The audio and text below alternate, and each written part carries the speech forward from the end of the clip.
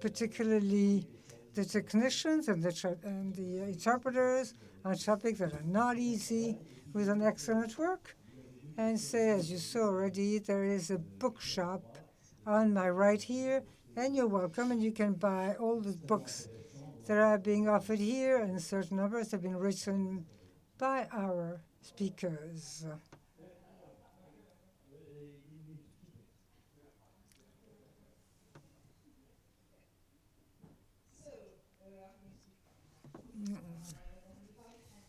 So I'm going to speak French this afternoon also to moderate this roundtable with an explosive topic, so to speak, since it is Donald Trump, a man that occupied the minds of America endlessly for 4 years, and it's still going on.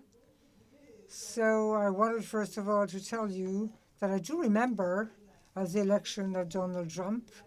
I remember the eve of this election as I was crossing the campaign of Ohio, where I went to meet the voters, Trump's voters, these Democratic workers who voted Obama, but who switched to Trump and were absolutely persuaded that the candidate was going to win. And it's true that it was an experience that was like schizophrenic when you came from D.C., when you were listening to TV, analysis of experts, the journalists' comments of the majority of them, they were absolutely certain that it was impossible for Donald Trump to be elected president. And I remember arriving to New York the eve of this election, and with panels where I was invited with American analysts such as Mark Lilac, where it was good to talk about not who was going to win this election, but whether Bill Clinton would be a good first gentleman. In other words, a good husband for the president, Hillary. So it's obvious then when impossible happened, there was some kind of celebration, absolute. Everybody was flabbergasted all over the United States. And panic, a general panic of media, of politics, a sector of all the elites, and particularly on the left and liberal, who didn't see the hurricane coming. I remember that Newt Gingrich, who is a very well-known personality, he was the Speaker of the House under the Republicans, said at that time, we will talk about this election won by a businessman at the only strength of his Twitter account and his personality and a few slogans. We will talk about it for decades in political study departments of universities. And in fact, here we are 5 years later, and we're still talking about it. We will be talking about it on this panel, and I will then ask to my guest why Donald Trump did win, and what is Trumpism? Why, if he lost in 2020, did he raise for about 8 million his core of voters, despite the pandemic, despite the economical collapse that there was then?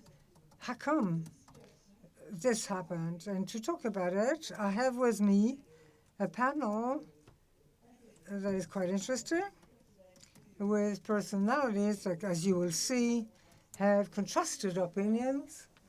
And as there are a certain emotion about the topic of Donald Trump, I'm calling my panelists to remain into analysis and not in political combat. And I will introduce, from left to right, Jason Miller, who is a former spokesman for Donald Trump.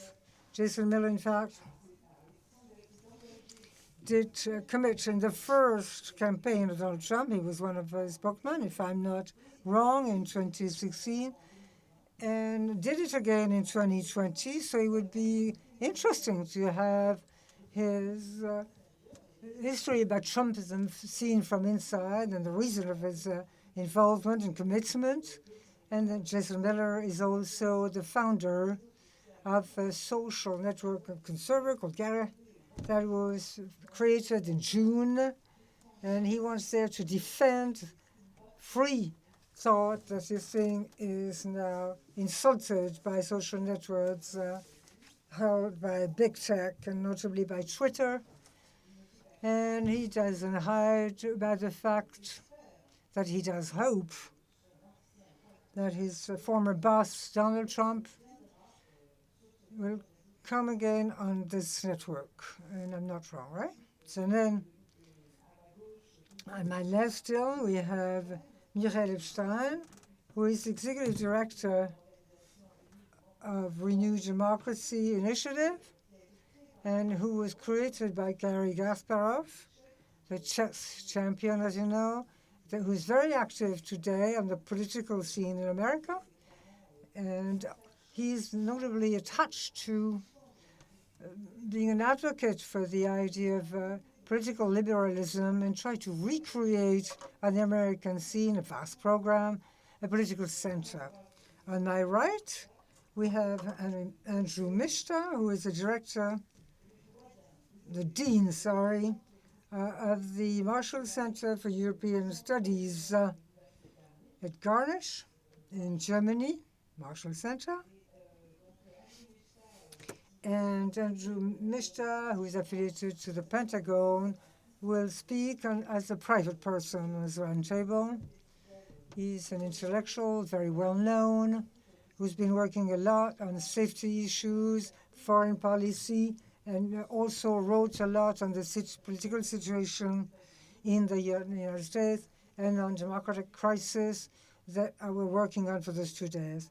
And at the end of the row, last but not least, we have Dominique Reynié, who is one of the intellectual figure in France, professor of university in Sciences Po, and director of the Foundation for Political Innovation, where he developed fascinating studies also on democratic crisis in the Western world, in Europe, but comparing it with what's happening in the United States. And Dominique Reynié has notably signed a few studies on populism, on the woke movement, and today is ending a large study on the state of democracy within the world. So with this team, we're going to start our roundtable. And my first question that I will first address to Andrew Michta: why, Andrew Michta, Donald Trump did emerge, and what is Trumpism? First of all, ladies and gentlemen, it's a great honor to be here. Thank you, Laure, for inviting me. Just the two alibis, the program identifies me as the director. As Laure indicated, I am not the director of the Marshall Center. General Seguin is. I'm the dean of the College of International and Security Studies at the Marshall Center. So to set the record straight.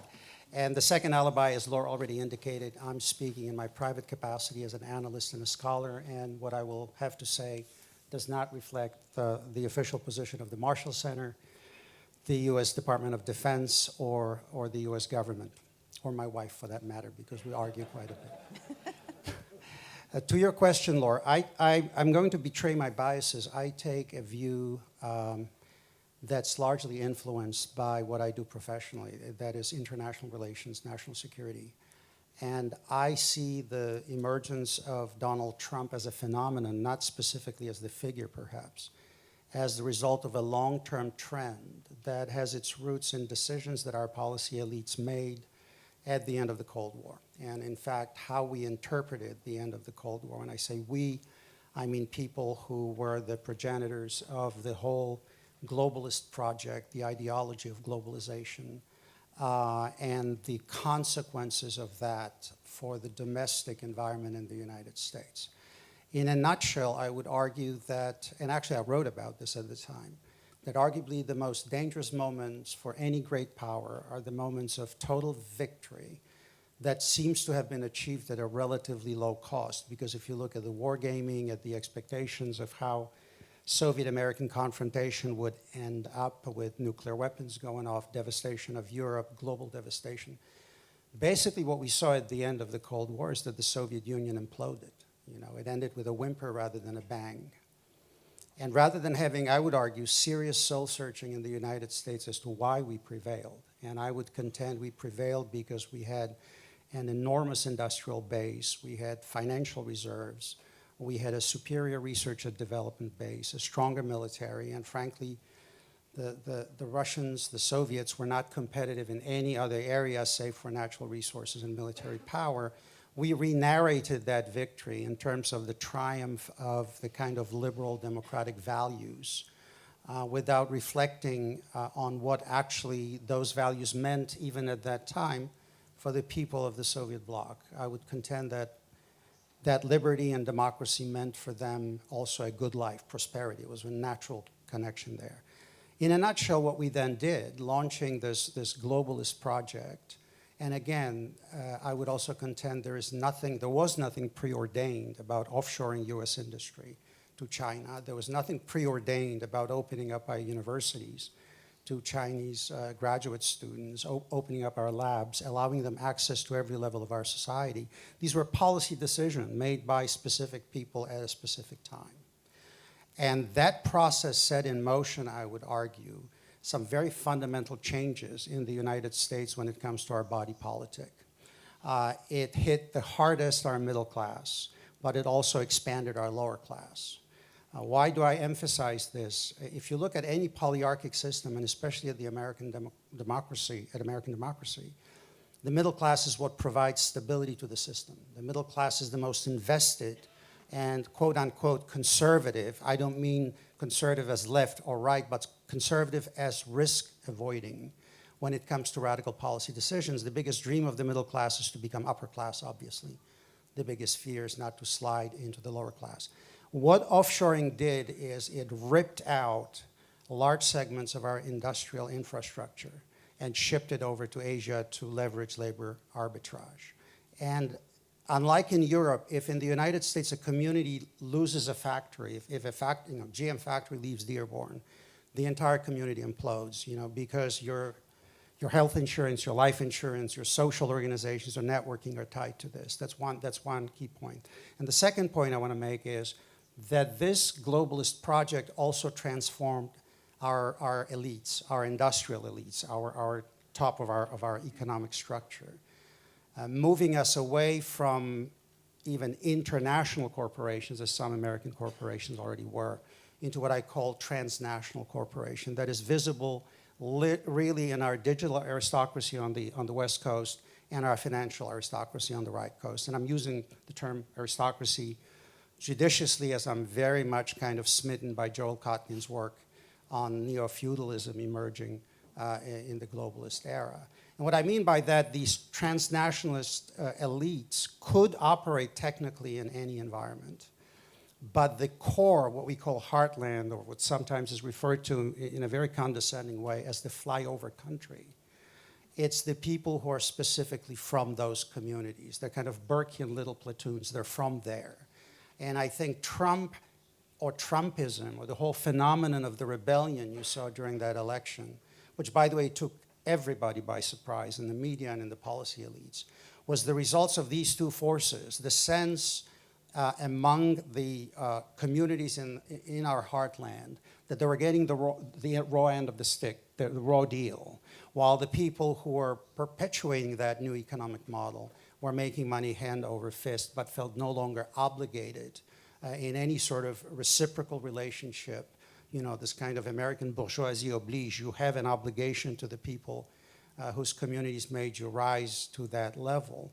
And the final element was the growing disparity in wealth between what is American middle class today and what is our corporate elite in these new industries that have emerged. And as a result, I would argue, what you saw in 2016, and we can discuss to what extent it was Donald Trump himself who embodied this, but I see the process of that revolt, rebellion, and fracturing and this polarization as a result of decisions that were made in 1990, implemented at the economic level, and then carried out to their logical conclusions. If you think that we lost 3.7 million jobs, manufacturing jobs, in just the last 2 decades. If you think about the fact that initial kind of acceptance on the part of middle class of this globalist project, because you could consume more. You could buy 10 pairs of Nike shoes instead of one. So this labor arbitrage was benefiting initially the populations. But then when you lose your source of income, everything changes. And I think that disconnect is what drove the rage and the fury and the kind of emotional support for Donald Trump. And I'll stop here, Laure. Thank you. Thank you, Andrew. This is actually extremely elaborate, and I think very true what you're saying about, this sort of mix of the this shift to global logic of the elite, and what you call some kind of lack of responsibility for the people they were in charge of, and this huge frustration sort of growing in this flyover country you are talking about, which is actually felt by Trump, and it has been a sort of like an enigma in some ways for many, that Trump managed to actually sense this rebellion and to actually put his fingers on all these issues that you've just actually enumerated, because Trump actually was totally aware of this question of the forgotten America and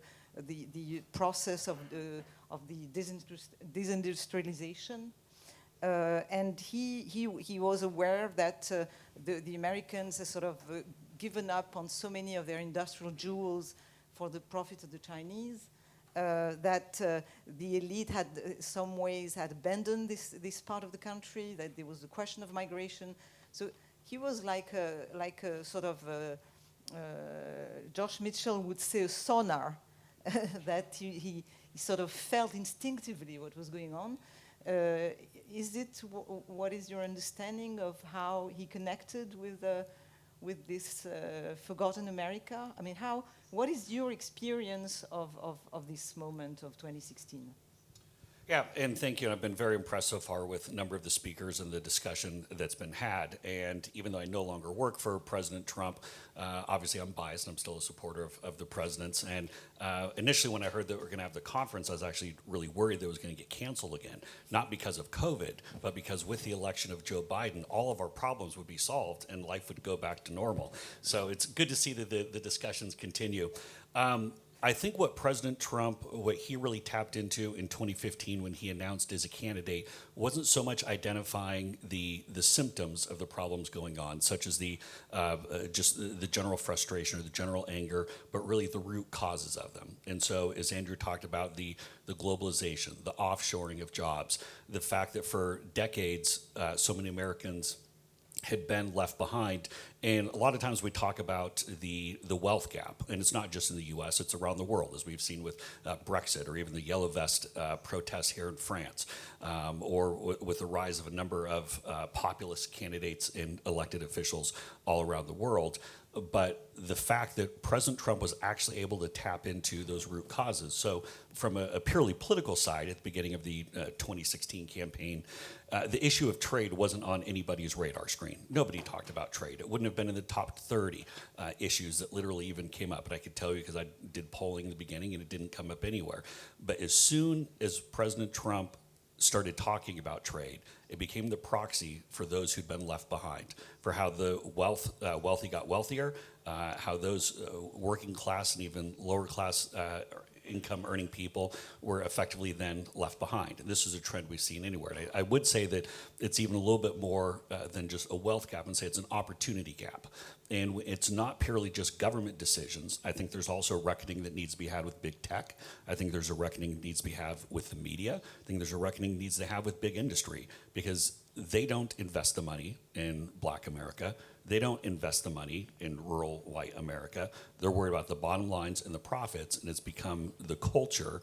And what President Trump was able to really tap into is, this is a problem. This isn't how we've left ourselves vulnerable. We never would have known that COVID would have exposed that to a completely different level, where we can't even manufacture basic PPE and supplies and things of that nature, but it has been a problem. And so what President Trump was able to do And one of the early lines that I said to him was, "You're the only person I've ever seen fill up an arena without a guitar."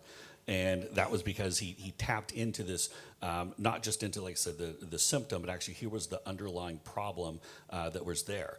And I would say, though, that when we talk about big tech, when we talk about big industry, when we talk about big media, so much of going back to the whole point of the conference, what's happened to democracy in America? The problem with democracy in America is all we debate are the moods and the feelings and who can be angry and how they can be angry. We never actually get around to talking about why they're angry. And so just as Andrew pointed out so much about the globalization and the class structure that's developed in the US and much of the West, that's currently the problem. When the US media spends all their time saying who can be angry and how they can be angry, people just become more frustrated. And I think final thing I'll say here is the most powerful force in the world is an idea.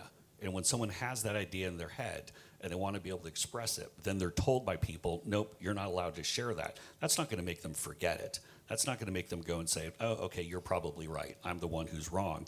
It's going to push them off into a corner. It's going to make them more upset. It's going to make them even more angry and want to act out in different ways. That's why I think so much of the cancel culture and the wokeism and the way that the media is trying to solve the anger in America is completely wrong-headed. Thank you, Jason.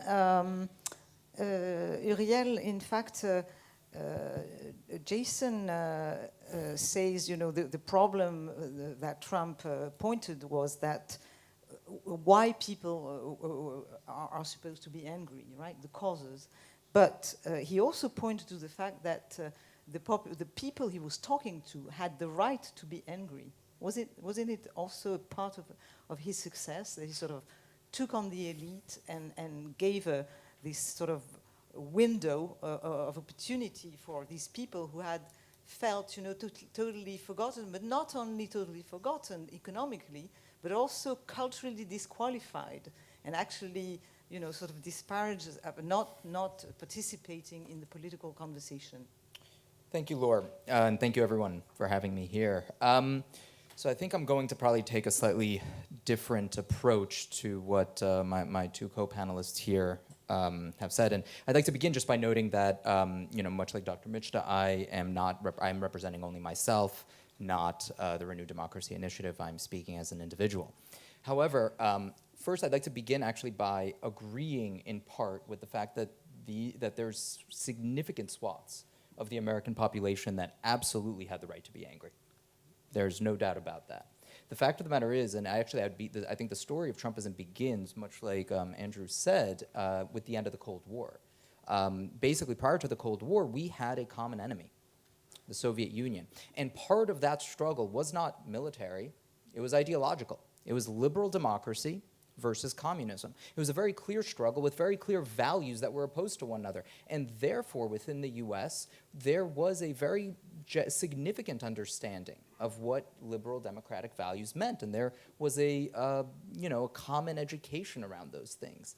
But once the Cold War ended, that education also at least partially ended. We were no longer emphasizing the importance of liberal democracy. In fact, also as Andrew noted, the idea of democracy became synonymous with economic success. Therefore, democracy is only instrumentally useful to the extent that it can offer economic success. If there's an economic failure, if there is a crisis of some sort, therefore, what is the use of democracy? Well, that would be the implication, of course, without a more robust form of pro-liberal democracy education, which is, of course, what we suffered. That is especially what we suffered in 2008. When the crisis hit in 2008 and suddenly many people, countless people, found themselves without jobs, they found themselves without ways to support themselves, and simultaneously, they also found themselves condescended to. They found themselves excluded. That was a real problem. And the flip side of that, however, is that the problem is not the inherent form of globalism. It's not having an open society, right? I mean, the idea of globalism, the idea that we should be allowing immigrants and others into our nation and that we should be facilitating the best and the brightest to come to the US and generally opening our society, that is a core tenet of liberal democracy. And In fact, that tenet is what has led to our prosperity. I mean, there are countless studies indicating the percentage of companies that were started by immigrants. And the problem, of course, with the policy is that its failures are obvious. When a company closes, it's closed. You see it. It's not there anymore. The jobs don't exist. However, when companies are open, and the alternative to the system would have been for those companies to never have existed in the first place, well, that's a much more difficult counterfactual to imagine. And therefore, much of the success of the 90s and early 2000s was silent in parts. But then the economic failures of the late aughts, 2008, 2009, well, those were pretty clear. And what we failed to do was we failed to mitigate not only, of course, the losses that happened in 2008, we also failed to mitigate the losses that happened before then. Of course, even while there was success, needless to say, of course, there were going to be people who were going to lose. There were going to be people who were going to lose their jobs. There were going to be other industries that ended up becoming, within the US in any case, obsolete, which could, of course, have been an opportunity for us. It could have been an opportunity to modernize. It could have been an opportunity to invest more in other industries. And of course, some of that happened, but much of it did not. And therefore, there was a percentage of Americans who failed to take part in those successes that we witnessed after the end of the Cold War. But I think the dangers here are much bigger than that, because what demagogues do, and let me be very blunt here, I believe Donald Trump to be a demagogue. But what demagogues do is they identify problems, frequently accurately. They identify true problems. But then what they do is they offer simplistic and unrealistic solutions. Solutions that would actually harm people more than they would help. They would offer people a panacea, something hopeful, something to look forward to, which of course is fundamentally impossible to achieve. And where those problems might be insufficient to generate the type of anger that's needed, well, it's easy enough to invent new problems or to start spreading disinformation on social media, which I want to be very blunt that one of my co-panelists, Jason, is a founder of Getter, which in the US is quite prominent with respect to misinformation. It's one of the most popular platforms online to talk about election fraud, or rather the accusations of election fraud, of which there is very little evidence to no evidence. And that's something that's incredibly dangerous. And I actually, at this point, would like to introduce a quote by Alexis de Tocqueville, and I'll say this one in French and hope that my French holds up. Il n'est rien de There's nothing so fertile as the art of being free, but there's nothing so difficult as learning freedom. Free is not just about the privileges that freedom affords us. Free speech is an incredibly important thing. My parents are from the Soviet Union, where free speech did not exist, and so it's something that I value deeply and personally. But with it also comes responsibility. And that responsibility was utterly ignored by the Trumpist movement. It was cynically taken advantage of in order to promote lies that were on their face false, and yet now significant percentages of the US populace believe them. And again, that's not something that had to happen, right? I mean, that's not something that automatically happens when people are excluded and when people are angry. It's something that happens when their leaders mislead them, when their leaders exploit them, when their leaders exploit their anger and offer solutions that would not actually ameliorate their position, but in fact make it worse.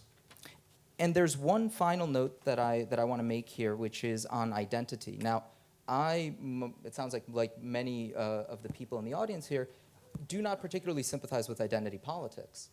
However, there is a significant element of identity that drove elements of Trumpism.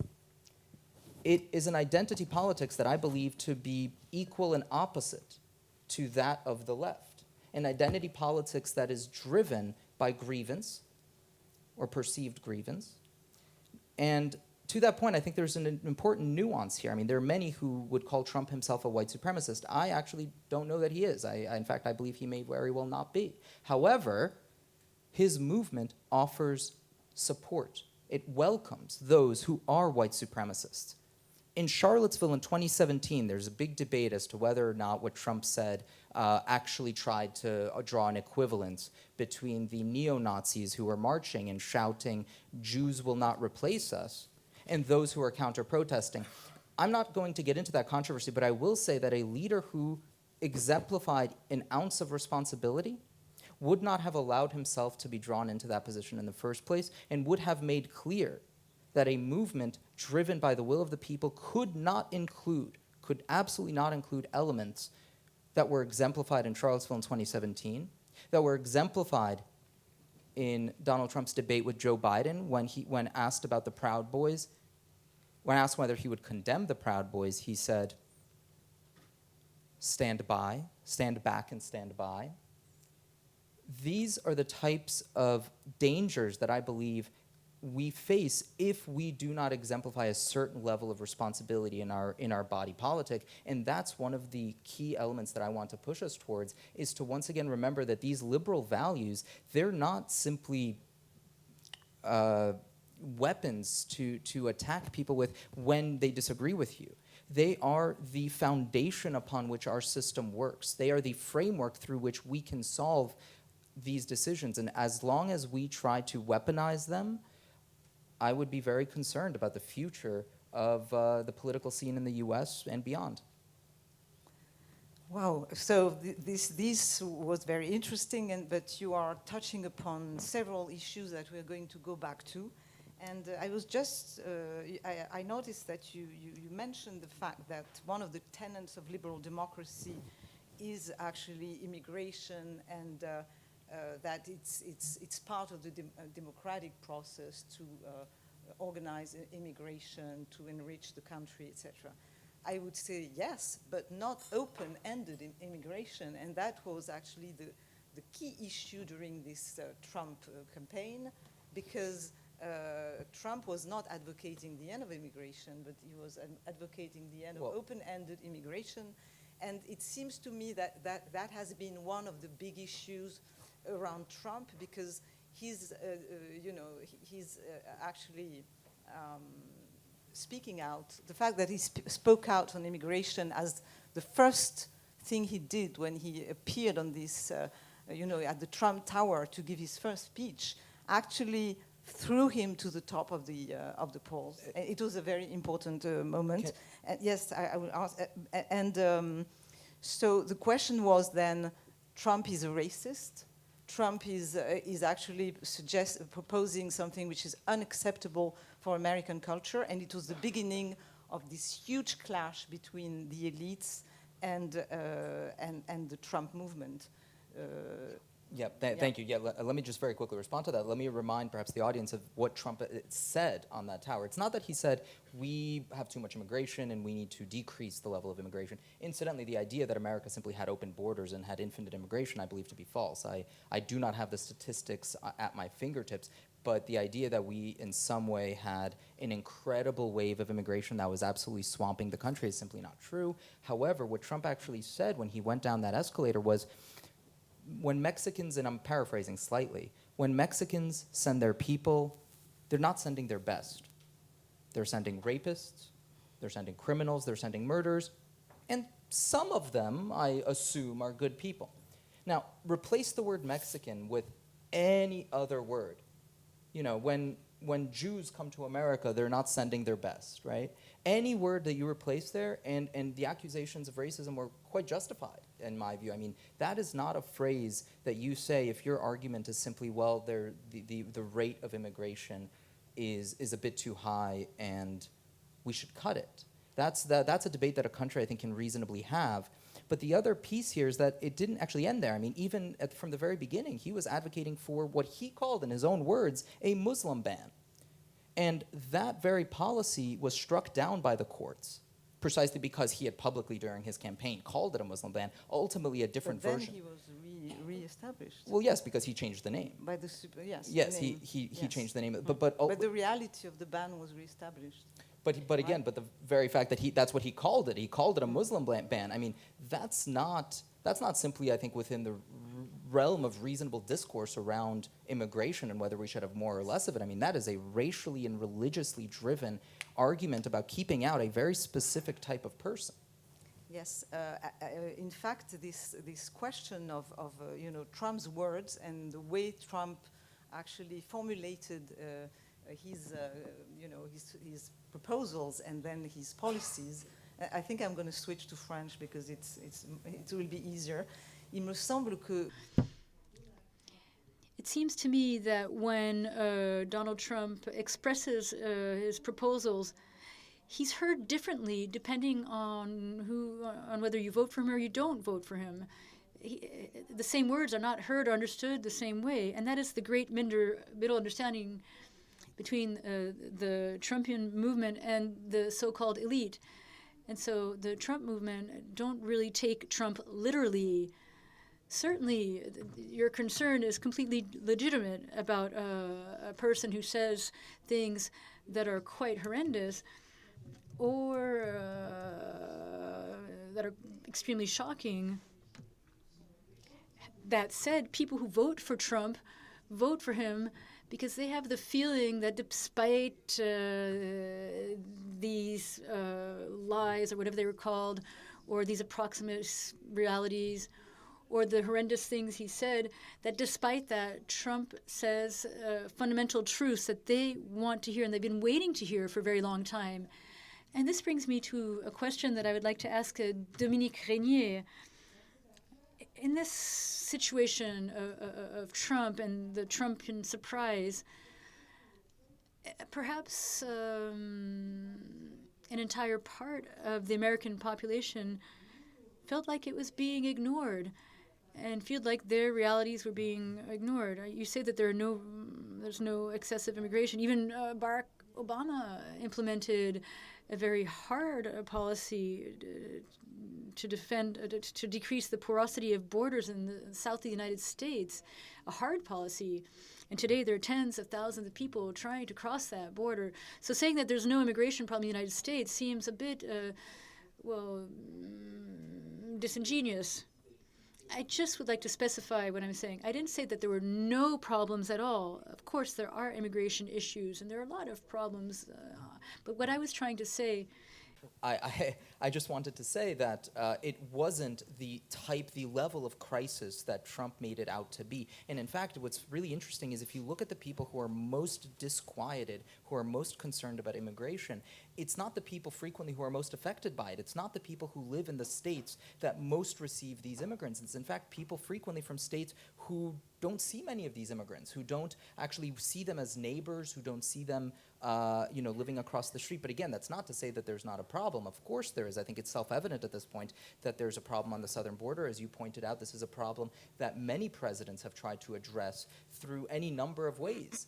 So again, I just, to be clear, problem exists. The question is, A, the extent of that problem, the magnitude of it, which I believe to have been exaggerated, and two, how do you go about solving that problem in a way that's most effective? Absolutely. No, here we agree. I mean, I wouldn't agree with you on the question of, the regions, which are on the border, because I actually did a lot of reporting from that part of America, and I was absolutely struck by the fact that the people there actually are very, very worried about the fact that the border is totally porous, and you've had a huge vote for Trump in actually these border regions, even from the Latino population. But I would like to turn to Dominique and try to, I would like him to try to reflect upon the Trump phenomenon, using his knowledge of how this question of populism is articulated in Europe as well,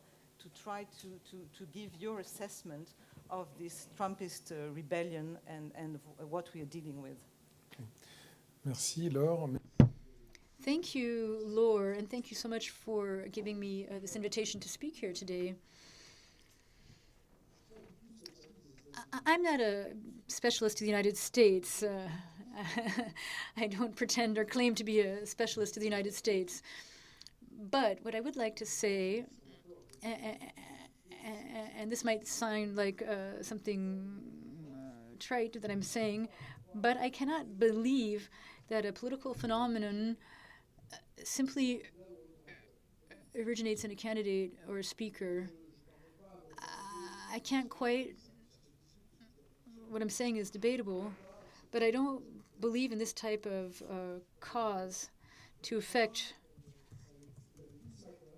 As it was mentioned this morning, I think this is something that began a long time ago and that was brewing, that was smoldering underground, that made its path sinuously and ultimately was represented by an individual or a group that found the right words, the right tone, the right pace, and this converged, this coincided with an event.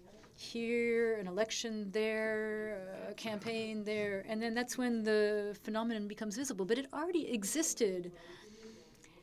And I was quite surprised. For example, when I've studied populism. This is a controversial term, but rest assured, I'm not going to expound, give you a big, huge presentation on populism. Even though populism's initial claim, or most important claim, it's not one of the prerogatives of populism, but it's really a call to the people. That is something that it rests upon. And that definition contains part of the issue that we are now examining. So in this, in the contemporary expression of populism, as never before in the history that we share between the United States and Europe, there's a new convergence that is occurring. We now have a shared history on this point of view. We didn't have that shared history before. European populism had its own existence. American populism had its own existence, but there is no convergence. But today we do have that, and it even extends to places like Brazil and other countries. So in my opinion, Trumpism is the name that is given in the United States to a malaise, an existential crisis, a certain unease, discomfort, something that's very serious, that impacts the Western world and democracy as a regime, as a political regime. And that could be compared to a form of destitution, removal, as if history was removing something from us, as a geographical and historical system, as well as a political system. So now, if I refer to points that were brought up by the previous speakers, I listened to them very closely, and they said things that are very interesting for today's reflection. So if I mention three issues, first of all, globalization, secondly, digitalization, and then migratory trends, it's impossible to say that these trends, these issues are not important. We can't say that because we can note how important they are. And I'm saying this in a neutral manner. These are important and significant issues that have certainly shaped and transformed our societies over the past 30 years, since the beginning of the globalist project and then the open web. It's been about a 30-year period, very short. And it's significant. These are issues that have modified our societies and that have deployed themselves without, at any point in time, the people being consulted on whether or not these processes, the systems, should continue to move forward. And it's because such issues cannot be easily regulated. But what was the outcome? Well, in the democratic world, in the United States as well, there's a big questioning now. Where have our sovereignties gone? Where did our capacity to have self-determination, where did that go? How do we decide our fate? How do we decide our future? And how do we do this? By respecting the procedures and the rules that exist in the democratic world. That is to say, discussion, consultation, election, and recognizing the elected power and developing a series of political policies or public policies. So this crisis of sovereignty, so long as it is not resolved, and unless the people can retake this notion of sovereignty on a national, popular level, this crisis, which reared its head in the United States, will not disappear. And in fact, it will continue to re-emerge. Likewise, in the European realm, it's also present. It's the same crisis, that it's rearing its head. It is being expressed more or less strongly at different points of time. But for my part, I completely disagree, and perhaps I'm on the wrong path, but I do not agree with the current analysis, which is a bit fashionable, or not fashionable, but which is being heard a lot, whereby we are in the post-populism era, as if things had gone back to normal, as if we'd gone back to a very familiar political world. If we go back to the three issues that I mentioned, well, personally, this morning, for example, I listened very closely to the presentation provided by Pavel Fischer. And I must say, we have lost, and this is a historical fact. I've studied a lot on the construction of democratic public spaces. How do these public spaces come into being? What is the legislative base on which they are created in the democratic world from the end of the 19th century? And this also led to a competitive democracy, a mass competitive democracy, even though we didn't have universal suffrage right away. And along the way, we have the key role that was played by the ramping up of education, the extension of education to everybody. But there is also another role that was played by the public space, the media space, and under the authority of laws that were decided nationally, that were sanctioned at the national level. And today, I don't need to go back to what Pavel Fischer brilliantly presented this morning. Today, we have what I call a removal from public space, which no longer believes to the historical space, and which has had an impact on the functioning of democracy, and which removes it from the world of communication, but also removes it from social rapport, from conversation, and so on and so forth. And my analysis is that this is not compatible with the democratic idea. Qui aboutira soit à l'arraisonnement. There's a tension between the two that will either lead to the takeover of the digital space, and also, actually, it would lead to the dismantling of big tech and placing them under the authority of national law, which should be good, or the impossible return to an appeased form of democracy. All the more so because the reasons for revolting continue. They endure and have endured for the past 30 years. But they will probably endure for much longer, even for those amongst us who are the youngest. And I'll give you one last example. Even growth today, economic growth, which was so important in order to solidify and to anchor democracies, in order to distribute material wealth, whereby the democratic system increased its legitimacy, along with, and so it's now under trial. And so it makes it much more difficult to have a consensus on this particular issue. So what we saw in the United States with Trump, well, it's still there, and we can see it. We can call it by a different name, and perhaps it will be, we'll see it reemerge later on.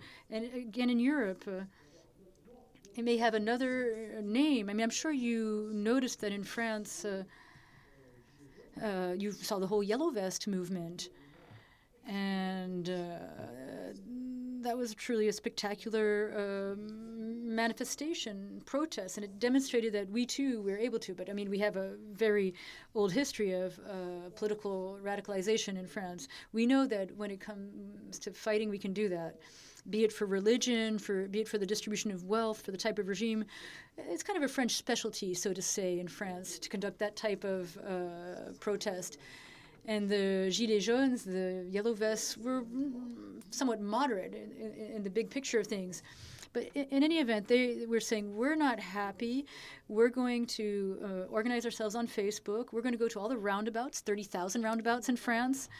We don't want trade unions. We don't want political parties. We don't want elections. We don't want a program. We don't want media representation.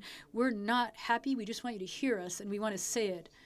And so a very radical contestation of existence, and even the means that were provided to express their discontent were also challenged. And they also challenged and rejected the solutions provided. And so this is a form of radicalization that's quite intense. And so it can also underpin a form of political radicalism that may come up. And so, Laure, maybe I'll stop here because I don't want to be too lengthy. But I do think that this is something. So we saw that there's a frailty of the public area, but this is untenable. We've never seen this in democratic history. We need to make sure that democracies are public areas. We've agreed on the tenets of the discussion. And we can disagree, even virulently, but we need to be able to generate areas in which we converge, areas in which we agree, and at the very least to have the possibility of agreeing on the manner in which we don't disagree. And that's very important, and we're losing even that capability. So you might say, oh, you still have schools, you still have universities. Really? Are we sure of that? There's still culture. We agree on culture. Do we? What about our historical legacy? Really? Do we? It's under discussion. And so on and so forth. And so in order to conclude on this, well, we have every reason to believe that we are now entering an era in which Trump's name will reemerge, perhaps under different names, even within democratic spheres, in the United States, as it could be in Europe, because we have a shared and common history now. Merci pour. Dominique, thank you very much for this really fascinating statement that gives a depth to our thought about Trumpism. And I would remind me of something that is fundamental that he's saying. You talk about an existential crisis and almost of a panic of the end of a nation. And I think that you're absolutely right on. This idea of panic, of loss of control throughout fragilization is an element that is absolutely crucial of the emergence of Trump. Why? Because Trump, in fact, is suggesting, with all the thoughtless aspect that he's suggesting, held himself at a rampart of a nation, i.e. doesn't offer, contrary to globalists that we were mentioning earlier, to reconcile the world like Barack Obama or to change it. He's suggesting to defend his world. He's suggesting that there is a solution to panic of nation and existential crisis that is thriving. And it brings me to the next question, that is the following. Finally, we practically could not debate the violences of Trump, because at the end of his presidency, there was a cataclysm and horrifying for all of us with the 6th of January, and the contestation about the presidential election of 2020 that is still going on. But it's true that before going to this explosive topic about contestation of the election, asks for once to deepen this question of his balance sheet. Because you were saying, Uriel, that the demagogue is something pointing out at the problem, but is incapable of offering solutions that are realistic. So I want to ask, perhaps starting by Jason, so that he can defend. Could you please be quicker so that we have more time, though? How do you see his balance sheet? And then I will ask Andrew to answer that, and finally to Uriel to give us a conclusion as he's been doing.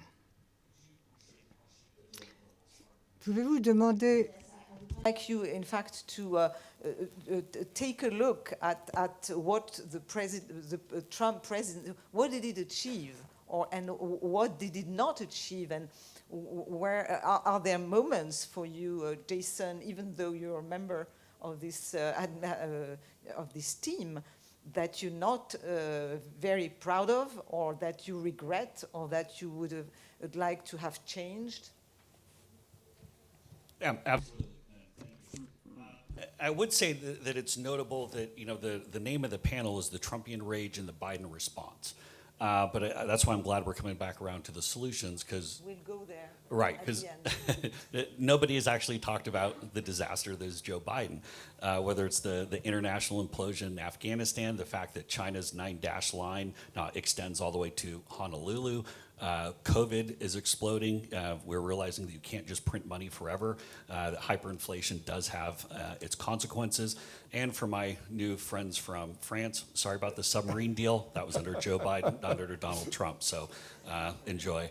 The other point, but what I would go to is I think President Trump actually, I think there was a reset in a number of ways in Washington that was very critical, and we talk about the global elites and the working class, not just in the U.S., but I think from the fact that trade deals have started to be reimagined, that people are looking back through, the fact that you can be proud of your country, whether it's in the U.S. or whether it be in Brazil or any country around the world, that doesn't mean that you're antagonistic with other countries. The fact that under President Trump, no new wars were started, the fact that where people used to mock President Trump and say, you'll never get Middle East peace, he actually got Middle East peace. Another thing that Joe Biden has thrown into chaos for the simple fact that nobody fears or respects him. And so what I would say by this is when President Trump, I think, is really set a reset for a number of these policies, and some of these Joe Biden has even kept in place. Some I wish, particularly with regard to the southern border, as President Trump said, if Biden had just gone on vacation, then the crisis of the southern border, which by the way, we now have 10,000 Haitians, as you may have read in the New York Times, that are sitting right outside the U.S. border right now, another humanitarian crisis. Thank you, Joe Biden. So I think the focus back on American manufacturing, think back on helping American people, there are a number of things to be proud of. And as far as things I'm not proud of, there are always things that you can always go through and parse some aspect of language or debate or different things. I mean, there are always different things you can go and point to. Can you name one? Oh, my style is a little bit different than President Trump's style. Some of the language I use is a little bit different. Sometimes I do use the same language or the same, like to be provocative as well sometimes. But there are a number of things. I think, there are always a number of different things. Jason, who won the 2020 presidential election? Okay, hold on 1 second. You took a pot shot at my business. You're taking 2 pot shots now at me directly. Here, if everyone in this room is wondering why Donald Trump won in 2016 and why he's going to win in 2024, because you have triggered lefties like this guy who have to make it all so personal. Here, look, I can't. That's not a personal. It's an honest question. No, it's an honest question. You made it way too personal. I've already said a number of times Joe Biden won the election. But yeah, you were talking about fraud, election fraud, not too long ago. You were talking about it months ago. That there was significant election fraud, that the Democrats were going to steal the election because they were going to have votes counted after election day. Uriel, I'm sorry that Hillary lost. I really am. I'm sorry that you spend all of your time talking about President Trump when you could have been talking about the future or your vision. But this is why President Trump's going to win again, because you have so much anger, so much rage in your heart that you can't even see straight. In fact, I'd lend you my glasses so you can just see clearly. I mean, there's so much anger in your heart. I feel sorry for you. I'll make one note that somebody from the Donald Trump team talking about anger is a little bit ironic, given that Donald Trump is the American id personified. He is someone who exemplifies anger in every possible way, because my question was not meant to be a personal attack on you. It was a genuine question, given how prominent... You unfairly attacked my business earlier, which was, I would attack your business, but have you ever started a business? Jason No, you haven't. And Uriel, You're a little academic. I understand. This is actually interesting, because this is, I think, for the people who are watching us, except, people are not watching us actually, but, for the audience, what we are seeing between Uriel and Jason is actually, sort of a little, I would say a summary of what is going on in America. And that actually leads me to the question of the 6th of January and of the question of the American election of 2020. Because this is actually, I think, a very important one. First of all, I'm absolutely, surprised, and I would say quite horrified that the Republicans were not able to find some kind of compromise with the Democrats to get some kind of commission to investigate what happened on January the 6th. And, there are some Republicans who are acknowledging that the 6th of January was an extremely dangerous, upsurge of rage that could have turned into something even worse. And we literally had people sort of storming into the Capitol and looking for Mike Pence and asking to hang him. So this was very serious, and it's surprising that so many Republicans continue to say that it was not that serious, that it was peaceful. And then there is the question of President Trump, who waited for so long during that, tragical and pretty horrific day of the 6th of January, waited for hours before it stepped in to say to his supporters that he had to stop. So isn't this something which in a way, sort of makes it difficult for him to run again? And second, the fact that he is continuing to to deny the validity of the election, isn't it in a way an attack on American democracy? Because if you don't get to agree on the result of an election, then it means there is no democracy possible. No peaceful transfer of power, which is one of the most important things in a democracy. Yeah, I think a number of questions in there. I think with regard to January 6th was a tragic day. It's a day I wish that didn't happen. I can tell you from the people who are senior with President Trump that no one could have foreseen what happened at the Capitol that day.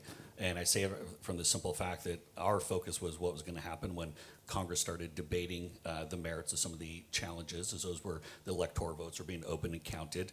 At that point, I think there would be 2, maybe 3 people even left in the campaign apparatus that were still on board, and there was no discussion about what was going to happen that day. There were outside forces, obviously, that did that, but I would say in President Trump's defense that the fact that there were pipe bombs, for example, left at the DNC and the RNC the night before, obviously those were not triggered by anything President Trump said that day. I think it's a terrible black mark on democracy, I think, on the U.S. So by no means is that something that I condone or thought was good.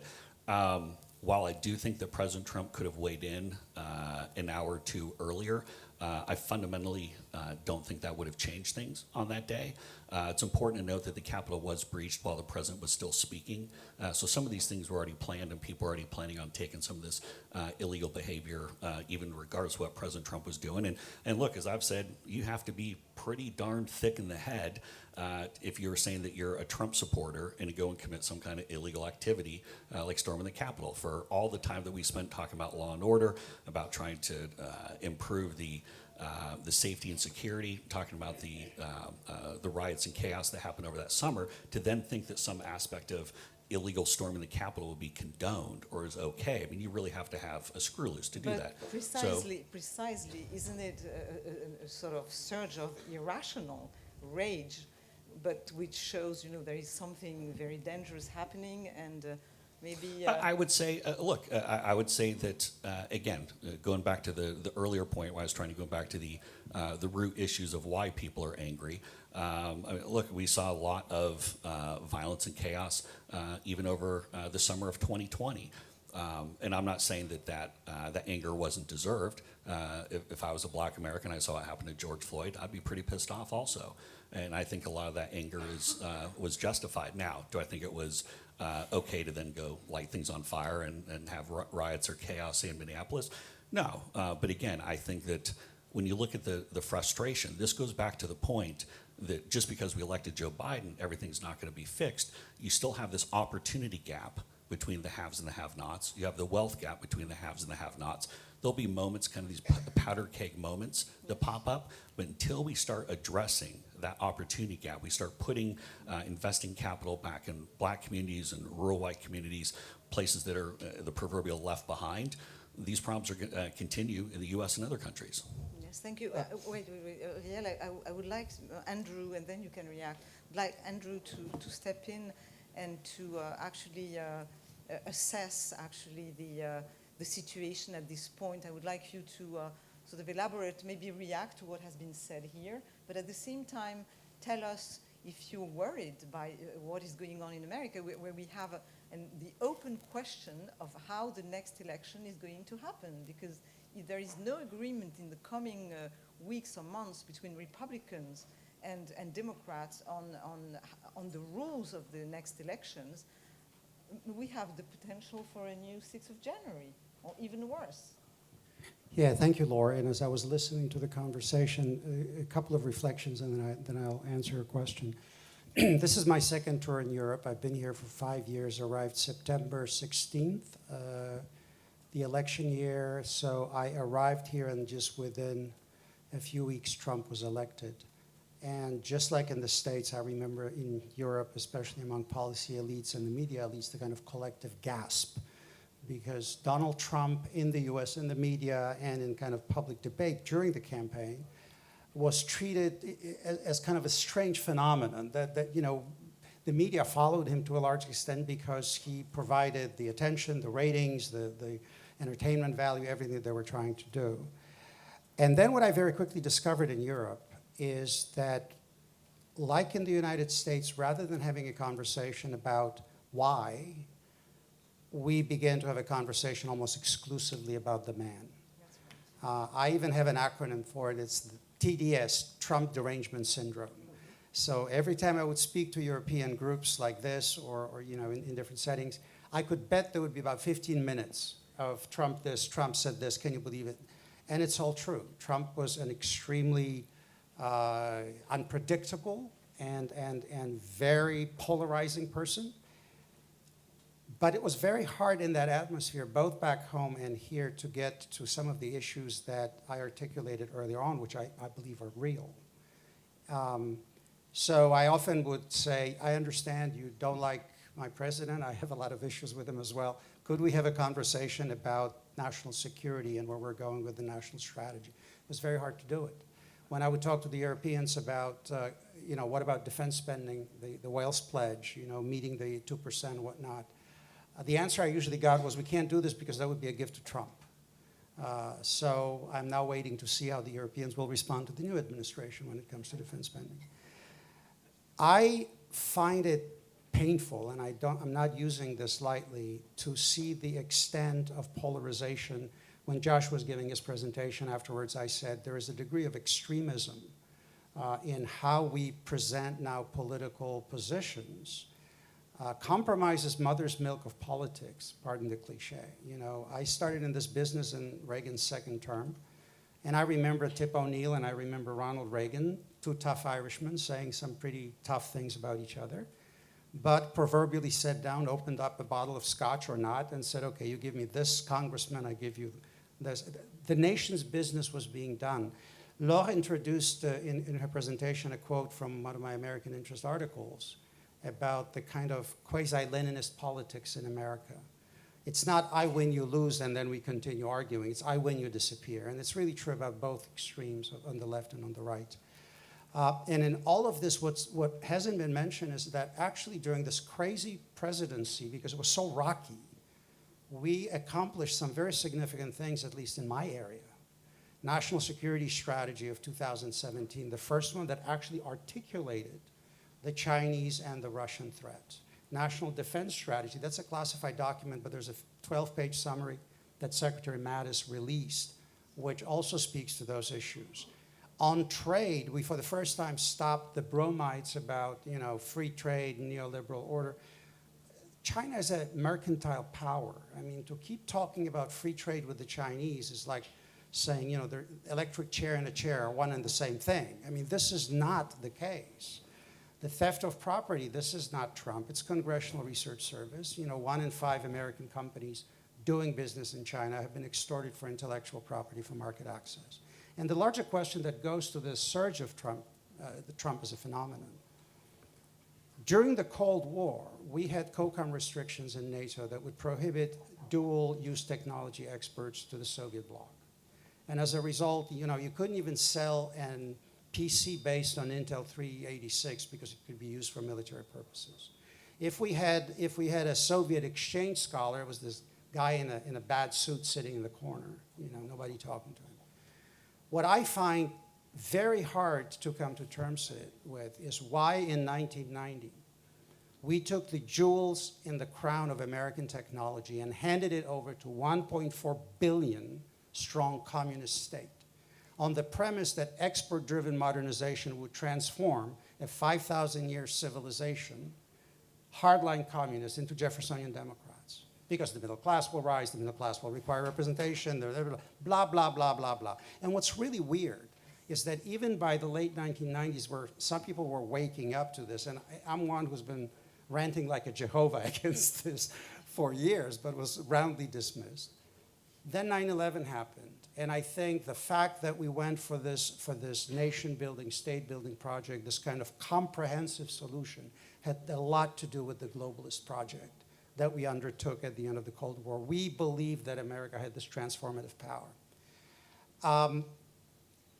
What will the future look like? Because I think that's what Laure is asking me. What will the next election look like? The things that bother me the most is the degeneration of our collective discourse. What used to be polite discourse has disappeared. What used to be, below that is now mainstreamed, and the gutter is kind of simmering up, and I think that's extremely disturbing. We're yelling at each other instead of having a conversation with each other. We are not responding with more speech to speech that we disagree with. I find that very bothersome in our system. And we're doing this, by the way, with this sense of certitude that we're completely free to continue doing this because we live in outer space and there are no enemy powers out there that can actually take the opportunity and hit us both in Europe and the United States so strong that we won't know what hit us. And so there's this sense of self-absorption and navel-gazing about revisiting this stuff, whereas what we are in effect entering, in my view, is one of the most dangerous periods in Western history. We now have two near-peer military competitors, not one. We've never fought a general war, both First World War, Second World War, or the Cold War, against a power that had more than 40% of our GDP. China in purchasing power parity today is already probably bigger than the US economy. We have not had this much polarization at a time when we have, on the one hand, a revisionist state, which is Russia. In my book, Putin wants to revise the post-Cold War settlement. But we have an even bigger problem with the Chinese. China doesn't want to revise anything. It wants to replace the current system with a system built around its own values, institutions, supply chains, and so forth. So to me, that next election, or rather the conditions of our societies, respective societies, because I live in Germany, there's a German election coming up, and my German friends tell me they have no idea how this is going to end, number one, and number two, how long it'll take to form a government because of all the stresses that you have in the society. And the last point I'm going to make about this, democracy has to be about mutuality of obligation. You know, I work with the military guys. The right to lead comes with the obligation to serve. And I think this is something that we're not passing through our cultural DNA, through our academic institutions. I'm not getting on a high horse here, you know, that we should, my daughter once said, your dad want to put all of us in boots and make us march. No. But I think some sense of obligations and national service. We're a huge country. We no longer have the draft. The military is now a professional force. So for the last 30 years, all those American wars have been fought by 0.5% of our men and women. Very brave, incredibly dedicated, and some of them paid the highest price. And I know some of them who did that. And so what has happened recently, the anniversary of 9/11, has been personally very difficult for me. But when you no longer have a sense, a platform where these people can connect with each other, you know, the proverbial Jack Kennedy and Joe Smith or whatever sitting in the same barracks, and that may be the only time when they connect with each other, or doing some sort of community project together. That may be the only time they connect together. It's discovering that we owe something to each other. Right now, I am afraid we're tracking for a situation where democracy increasingly means less and less that I govern on behalf of the citizenry, but I govern over the citizenry. That is not a democracy that Tocqueville would recognize. That is an imperial project. And I think it applies both in Europe and in the United States. I think Trump was a manifestation of some of those problems that I have seen underneath. What I also hope for is that from all this churning, a new national consensus will emerge in the United States. I find it very hard to believe that men and women in America won't wake up and say, you know what, we have one country, we're in the same boat. You know, we sink or swim together. This is absolutely critical.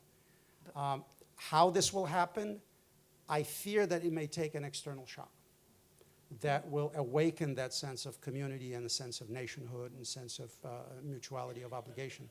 And I hope we don't have to get to that point. So sorry for a lengthy. Thank you. Yeah, thank you. Thank you, Andrew. It's really very, very to the point. What you say about, you know, sense of country in a way that the elites should and the nation should get back in order to feel obligated towards each other. And but I wanted to come back to the theme of, because you said there will come a moment when the Americans will sort of wake up and solve this issue. And I'm wondering what will happen in between. And one of the questions is, are we going to see the persistence of a radicalization on both sides?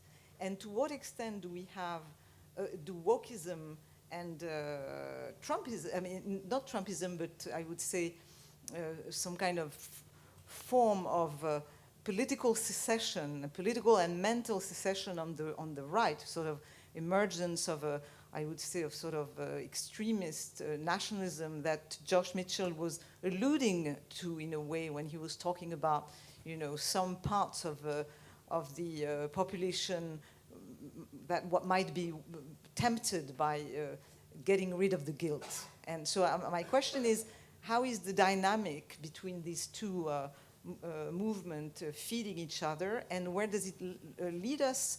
I remember during the 2020 campaign, I was in the US for a few weeks, and there was a lot of talk, a lot of articles about, you know, potential, you know, return of civil war, civil clashes, secession, you know, unraveling of America, you know, some states not being able to live with the others. So I know I'm being maybe a bit catastrophic here, but I would like to ask this question before we go to the solution. The last question will be after Trump. So maybe you want to Dominique, you can say something quickly because on this. And then Uriel. Jason, so if you can answer on this, and then we'll say a word maybe about solutions after Trump or with Trump or whatever, and we will give the floor to the people, to the audience. Le point, Laure, sur lequel tu... Now, the point that you're asking me to address you on is what? Well, this dynamic, if you will, between two extremisms that are very different, obviously. Before America wakes up, as Andrew hopes, are we not going to see in the interim a clash, a conflict, which is even more violent and open between two extremes that can balloon? Well, it's difficult to do what you're asking me to do, but in all likelihood, I suppose there's a difference between the United States on the one hand and Europe on the other in respect of this, and I think it's probably worthwhile underscoring it. There is common ground, a crisis of freedom. We're seeing a convergence of an attack against freedom because the polarization that you're referring to, Laure, is striking because we're seeing a polarization of radical positions, but both radical positions are attacking freedom, if you will, but from a different angle. Now, if we're looking at this from a European perspective, we do have this model. But in my view, it's like a Russian doll system. What I mean by that is in Europe, there are three trends that reduce freedom. You can think of some countries, such as Poland and Hungary, even though, I mean, I'm throwing these names out. I don't want to name and shame. It's not all about that. But what I'm saying is that domestically, the way that freedoms in those countries are diminished, in Hungary, like in Poland, the dependency of the judiciary, the press, the election processes that make the opposition make life difficult for the opposition, is an illustration of how you can stifle freedoms, or even liberalism, the fundamental liberalism that is part and parcel of the rule of law in a democratic system. But there's a second assault, if you will, as a shortcut. I can describe it as the wokeism, which is anchored in the left, like the previous attacks are more anchored in the right. And then you've got something specific to Europe, Islamicism. Islamicism also diminishes freedoms for cartooning, freedom of conscience about not having a religion whatsoever or switching religion, which challenges freedoms per se, and they can do it in a very dramatic fashion. Europeans, but also the Americans. I mean, look at this 11th of September. The Europeans, less massive, but in a more recurring fashion,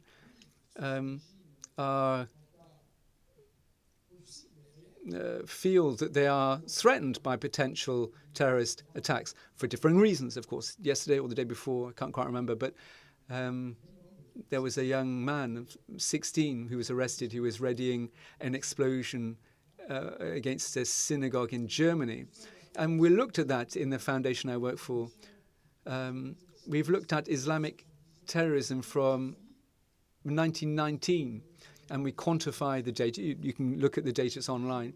And we geolocalize it, and we try to specify its nature. And since 1969, we've got more than 40,000 terrorist attacks, 48,000 in the world. It's probably less than actually occurred because you can't detect them all. But when you look at the chronology, what you realize is the more you get to the present, the more there are, the more intense the terrorist attacks. The weakest period is 1979, 2000, but from 9/11, the curve is very sharp upwards, and then considerably so from 2013. And the very intense 2-3 years is 2019 2020, leading into 2020. Obviously, we've stopped in 2021 to publish the work. So you can see that we're in a period when there's a boom, and that has an impact on freedoms, and particularly in Europe. And let's just remember, France is the country that is most hit by terrorist attacks in European Union, with 90 or so deaths, including children. So this is something that's very present and is the third source of attacks against freedoms. Now, it's not quite the same thing as the United States, and this is why I'm underscoring it. But basically what I'm saying, in a word, and I'll stop on this point, is that, look, if we build in, well, this is what Pavel was saying this morning, by the way, about the way that big tech restricts liberties, the way, because I think it's, let's call a spade, the way that President Trump was censored. He himself was censored, which can only be shocking.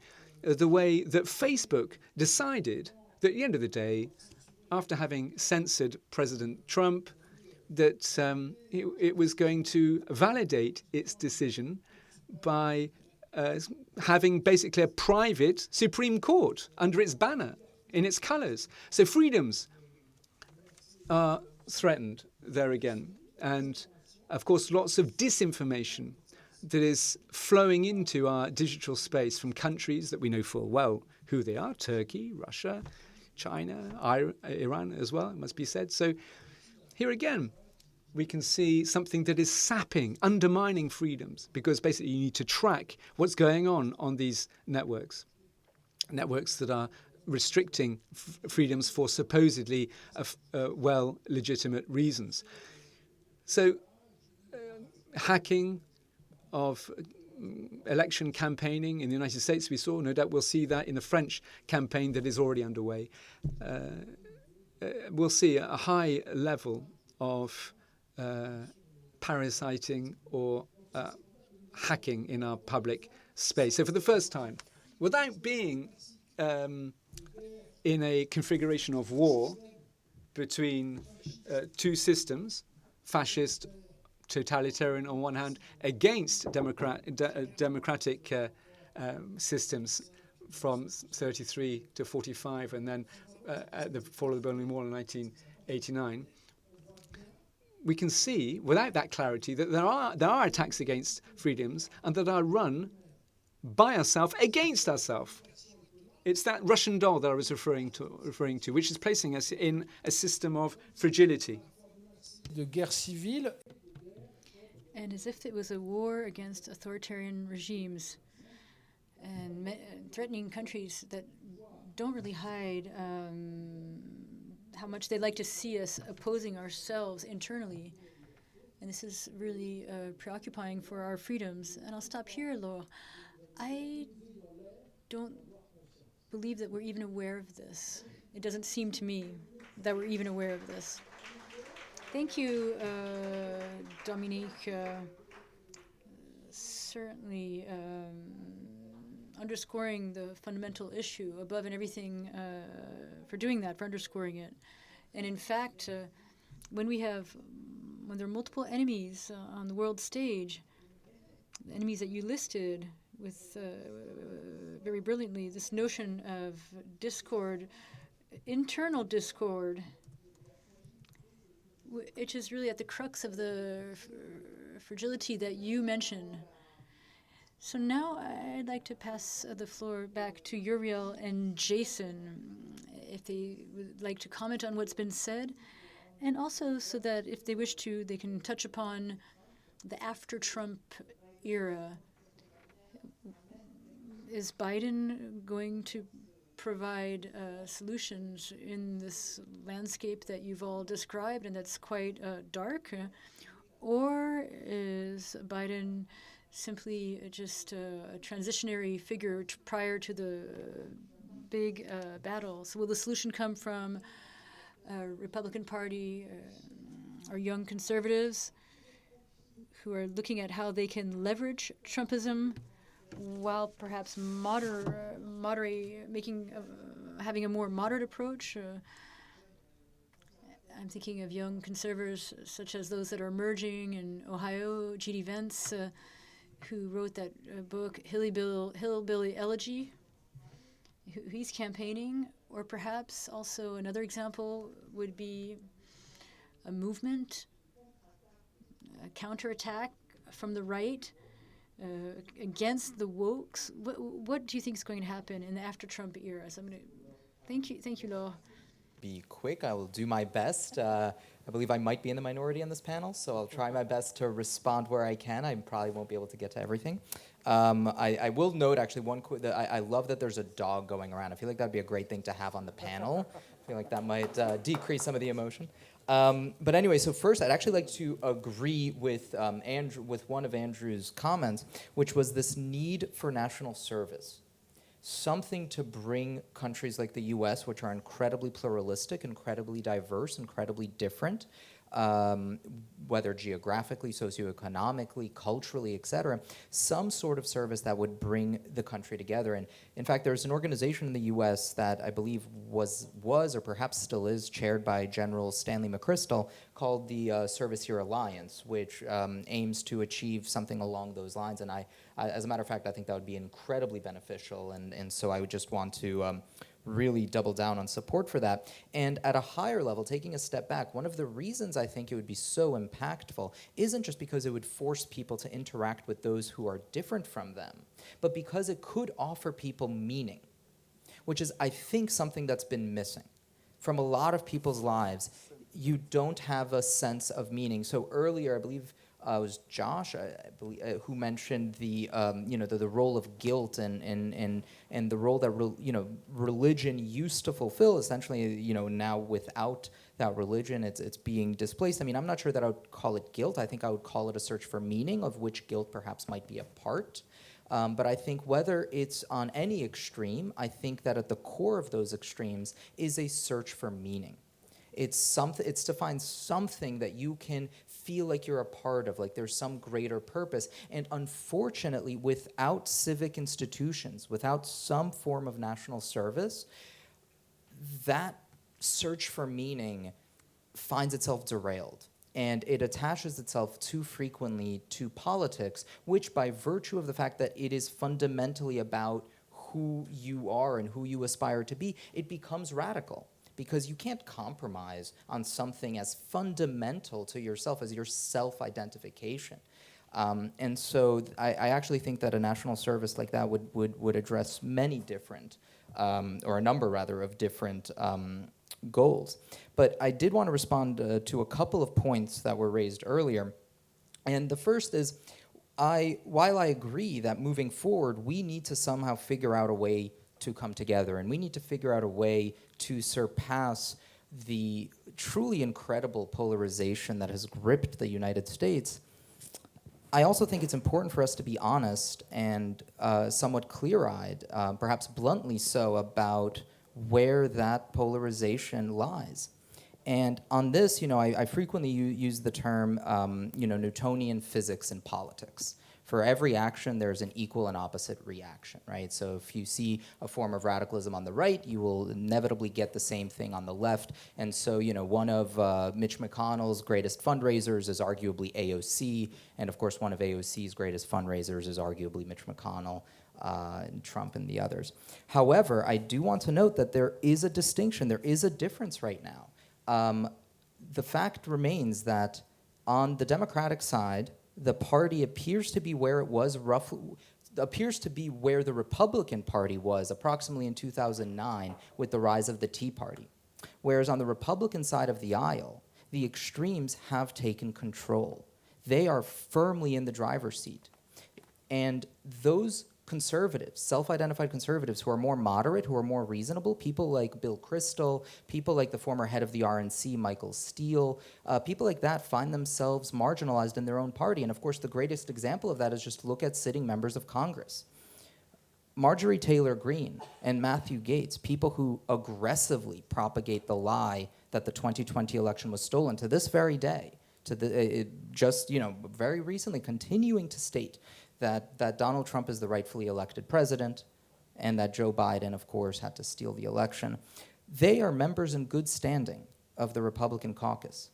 Meanwhile, Liz Cheney and Adam Kinzinger, who are not actually particularly moderate by any stretch of the imagination. They're quite conservative, but because they decide to be honest about issues relating to the election and about issues relating to January 6th, they find themselves on the outs.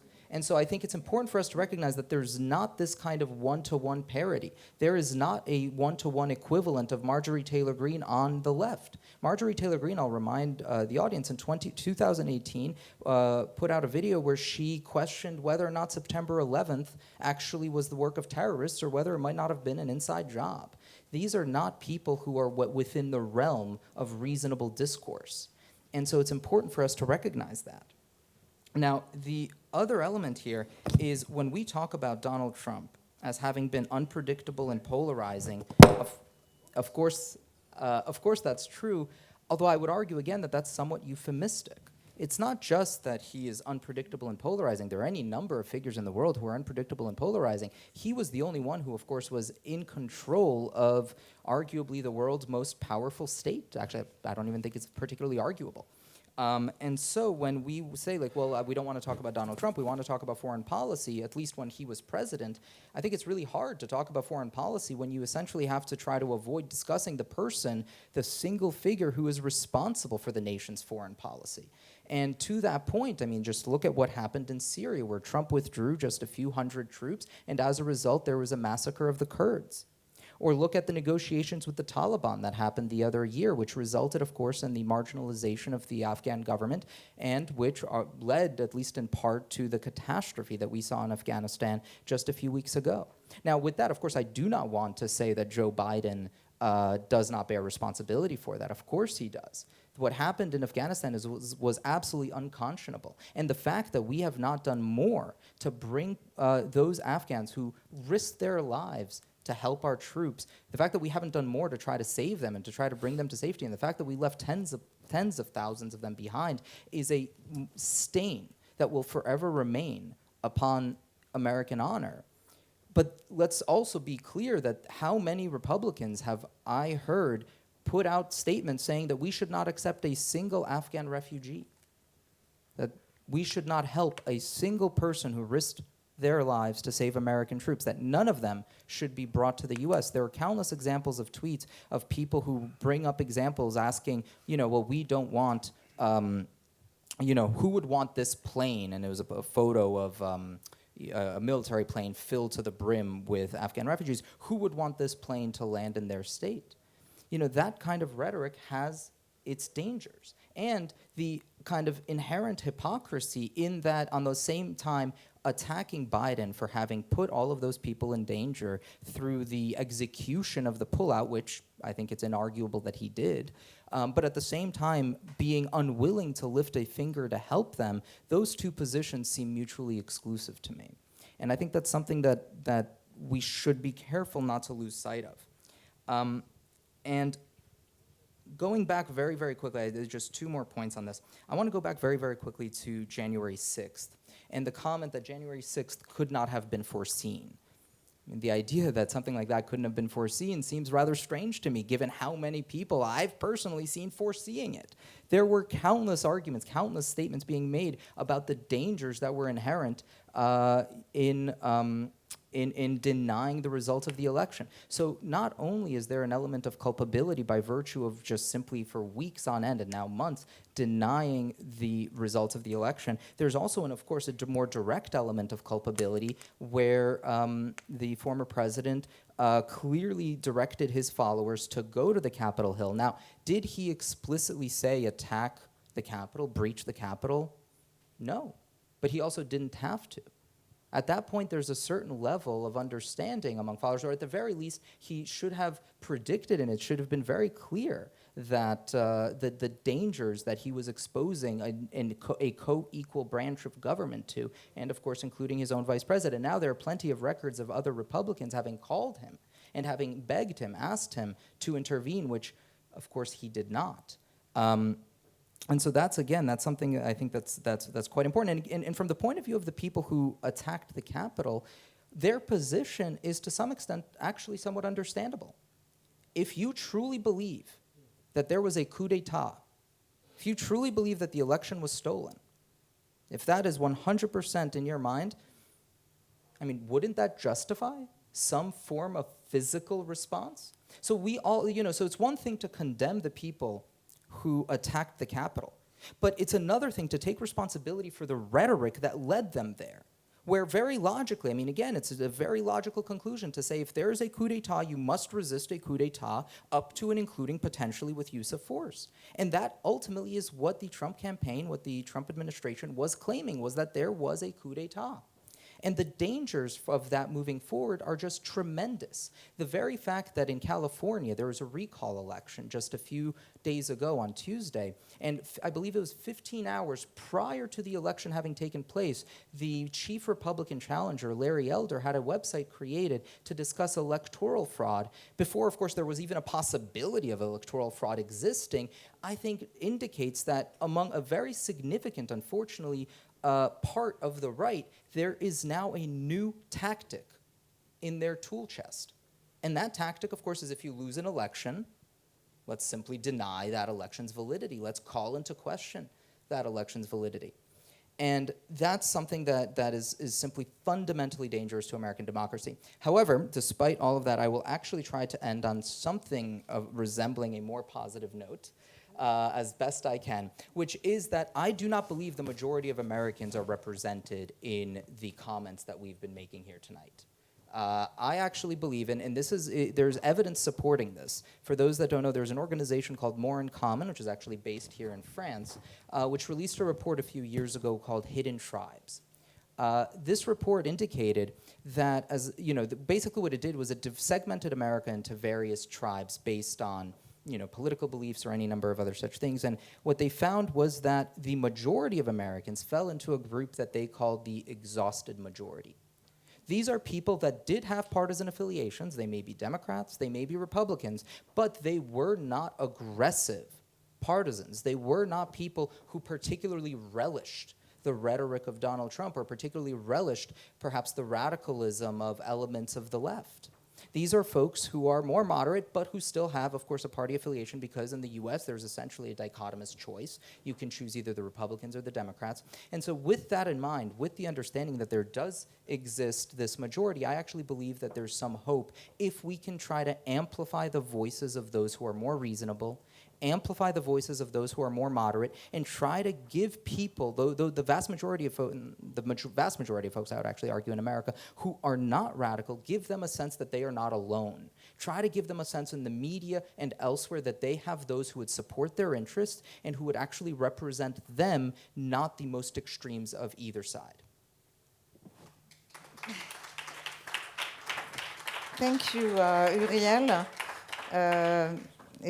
A lot to say, but we are running out of time, so I'm going to give the word to Jason Miller so that he can answer in really, if you could do that very quickly. You're former spokesman, so you used to be extremely synthetical, I'm sure, and we can then give time for, because I see we have authorization to go a bit beyond 6.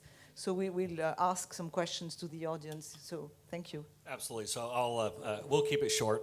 One thing that I would say here is we look to the future. I don't think we're going to be done with the current political battles in the U.S. anytime soon.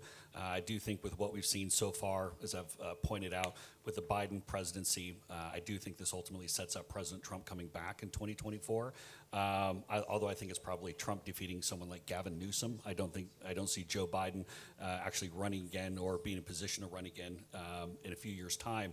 But at a certain point here, when we talk about the path forward, since we know America as a country, it's so divided, so much polarization, so many of the emotions are still so raw. I want to go back to something that Andrew had said a couple moments ago about hoping that it's not some big cataclysmic event that pulls us to our senses. I very much am concerned that will happen, whether it's on Biden's watch, whether it's on Trump's watch during his second term, or even some point after that, and that's China.